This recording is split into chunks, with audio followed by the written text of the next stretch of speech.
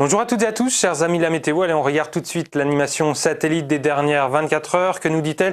Eh bien, on constate cette vaste perturbation, ce vaste front froid lié à la dépression Claudio qui a finalement circulé un petit peu plus nord que prévu, d'où des vents moins importants qu'escomptés, notamment sur la Bretagne. Mais en tout cas, le front froid a donné des cumuls de pluie assez remarquables en région PACA avec une cinquantaine, voire une soixantaine de litres au mètre carré en l'espace d'une heure tôt ce matin. Vous voyez que à la mi-journée, encore aujourd'hui, on avait de belles éclaircies sur une large partie du pays avec la partie plus active de la traîne qui touchait les régions du nord-ouest. Et on retrouvera justement cette limite nuageuse liée à ce front un petit peu instable qui aura perdu toute activité.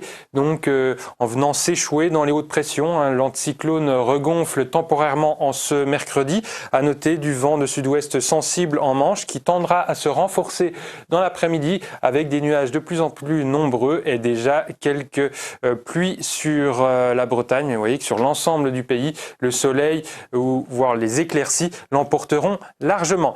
Les températures minimales, donc je vous laisse regarder la ville qui vous intéresse. On est toujours sur des niveaux assez élevés pour la saison. On est loin en tout cas des risques de gelée qui sont normalement assez fréquents en novembre.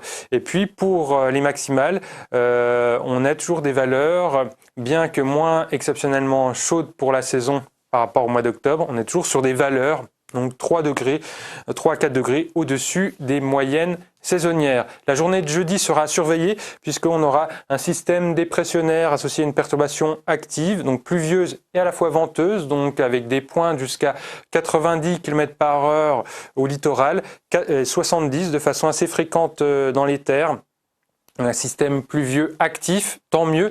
Nous avons besoin d'eau dans cette année 2022 toujours extrêmement sèche, avec des cumuls, des déficits de pluie qui se sont poursuivis en octobre. Et puis pour vendredi, donc à l'arrière de cette perturbation active qui aura donné de la neige en moyenne altitude sur les Alpes du Nord et sur les Pyrénées, on aura de l'air temporairement plus frais, du vent qui soufflera très fort en Méditerranée, vent de nord-ouest sensible en de nombreuses régions et donc des températures qui passeront parfois sous les normales de saison, donc ce sera véritablement un événement, mais temporaire. Et puis, il n'y a pas de moyenne échéance à vous proposer en raison d'un mouvement social à Météo France. Voilà, je vous laisse sur l'éphéméride. Je vous dis à bientôt pour de prochaines informations. Bonsoir.